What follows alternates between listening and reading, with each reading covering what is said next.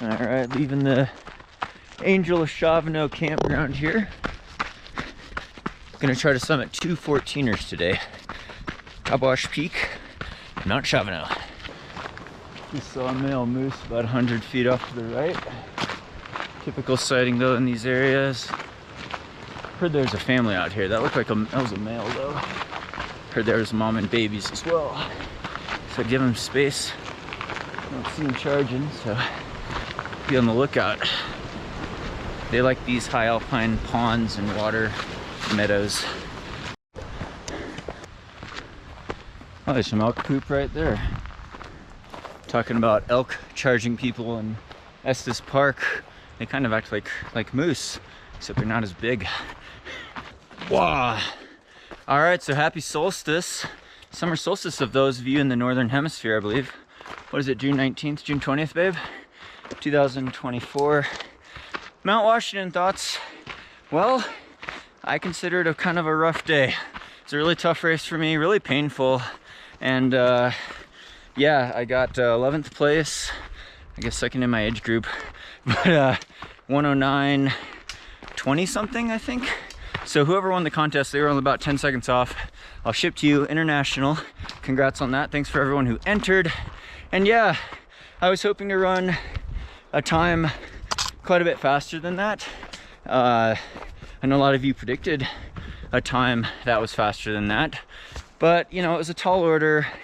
I will say, and these, I don't want to come off with a whole bunch of excuses here. I'll put excuses in quotes because these are really just facts of why I think I ran slower, and I'm not sure on some of them. But the first thing, objectively, in the 6 times I've finished Mount Washington, it's probably the strongest wind gusts I've encountered.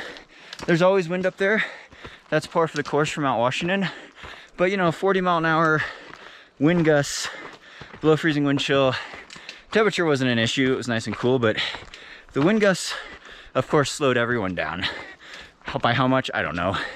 A minute and a half maybe only, compared to like if the wind was not 40-mile-an-hour gusts, because the tailwinds never make up for the headwinds. Second thing, you know, I knew I was in trouble pretty much about 2-3 minutes into the race. I went out kind of with Eric Blake, who ended up getting 3rd, kudos to him, and still way behind Joe Gray, who won.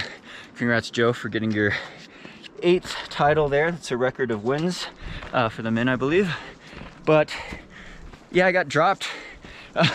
Pretty much 3 minutes in, I realized I could not hold the effort and my breathing was out of control. So instantly got passed by about 10 guys and then just kind of held on from there. But super painful, and it really seemed to be a breathing limiting factor. I was like hyperventilating, but the worst thing was, and you know, this has been getting better, I thought, over the last year, is the lung pain right in my scar tissue, this lower right lobe especially. I felt that side stitch, that scar tissue catching, pretty tough pain that really hurts the breathing pretty much in the first mile, and then it was just a real sufferfest from there on out. But you know, maybe my treadmill training at high altitude wasn't ideal. I could come up with some more excuses. You know, in the past I've done this race, my second slowest time, which was still 6 minutes faster, was 63 minutes. I believe that was in 2013, 6 days after I just ran the Cayuga Trails 50-mile ultramarathon. My legs were quite tired. And you know, last time I ran 2018, I think I was coming off the Copenhagen Marathon, Zagama, a couple treadmill workouts, and then right into Mount Washington. So, you know, I mix it up any service, any distance. It is a risk sometimes. Sometimes I screw up my training. Maybe my legs are tired. They didn't feel like they were that tired. But you know, it's my first time training at high altitude, not getting the treadmill speed up as fast as I would compared to if I was at sea level for some of those workouts. So there was that too. But I think the breathing, the telltale sign is my heart rate. I only averaged 157 beats per minute, which I have a relatively low heart rate, but that was exceptionally low. We'll put it in perspective. At Honolulu, the Honolulu Marathon, I averaged the same 157 for 2.5 hours during a marathon. So to be running a little over 60 minutes, you kind of want your heart rate to be a little higher, closer to lactate threshold. I don't believe it was there, because even at Cleveland Half Marathon, about the same time frame, I averaged at least 163. So those extra precious beats really count. And that's thinking my max is probably only 176. But low heart rate, considering how much pain I was in, and I was in a lot of pain.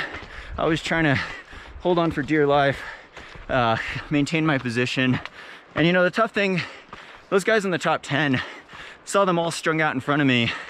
We're not drafting off of each other very much at all. Like, every guy was like spread out by 50 to 100 feet a lot of the time. So the wind was all hitting us equally pretty much. That made it hard.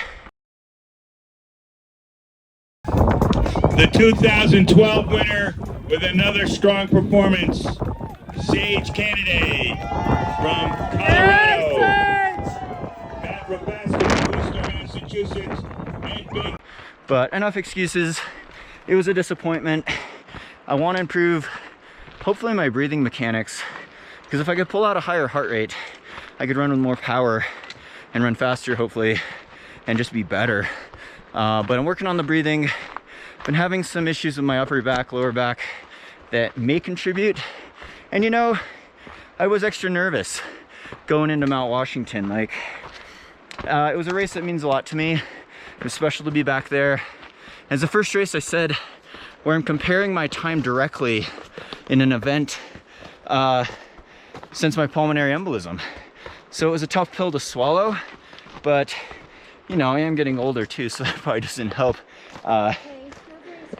Yeah, so, well, Joe Gray's 40 and Eric Blake's like 44, and they got top 3, so no excuses there. But I do think the breathing was a limiting factor, and still trying to figure out exactly why. But you know, ever since the pulmonary embolism, expectations have been a little different, unfortunately. So we'll see what we could optimize going into Speed Goat in 4.5 weeks. Right now, Sandy and I are going up 14er Mount Tabawash, Tabawash Peak. Then we're gonna try to go over to Shavano, which is our local 14,000 foot peaks. Oh man, this trail is steep. It's the old, or the new trail. Look at these stairs. We're gonna get into some technical rocks too. This is the old trail. That's close to some like smoke in the hazers. Yeah, got an easement or something. All right, let's get up there.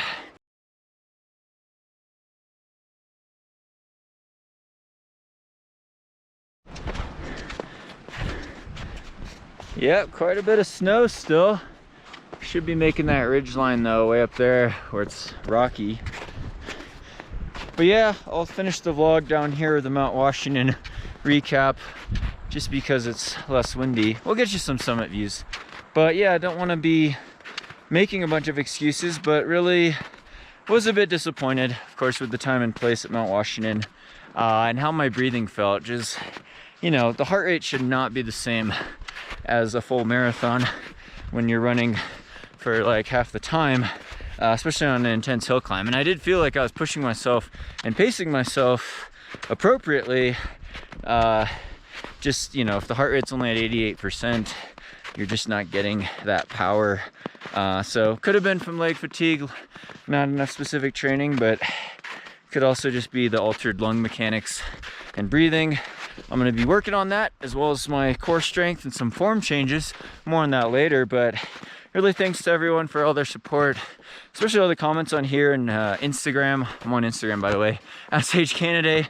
Thanks to the Patreon supporters for supporting this channel. I got more training talks, vlogs, adventure vlogs. Also check out our channel, Higher Running, and our website, Higher Running. Coach Sandy's channel as well, Running Wild, for more mountain trail adventures, especially this summer. So excited to share with you the progression and vlogs. Hope you're doing well. Comment below with any questions you have, and if I saw you at the race, it was great meeting you. So, oh yeah, so many great people to meet at the race.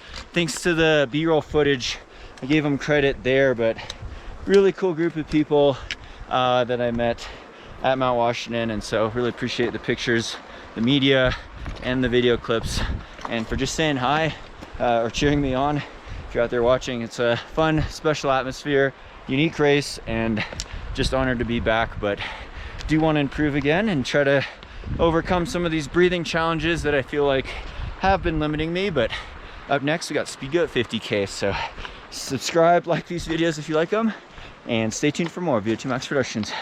Fly human fly. Oh no, we're gonna power hike this. It's rocky.